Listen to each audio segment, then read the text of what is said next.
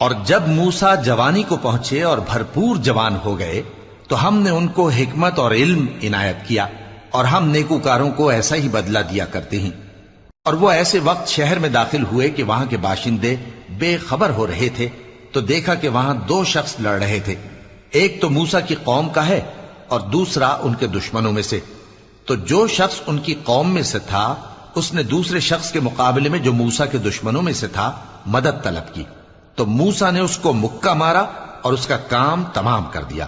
کہنے لگے کہ یہ تو شیطانی کام ہوا، بے شک وہ انسان کا دشمن ہے، کھلا بہکانے والا ہے۔ بولے کہ اے پروردگار، میں نے اپنے آپ پر ظلم کیا، سو تو مجھے بخش دے، تو اللہ نے ان کو بخش دیا، بے شک وہ بخشنے والا ہے، مہربان ہے۔ کہنے لگے کہ اے پروردگار، تو نے جو مجھ پر مہربانی فرمائی ہے تو میں بھی آئندہ کبھی گناہگاروں کا مددگار نہ بنوں گا۔ الغرض صبح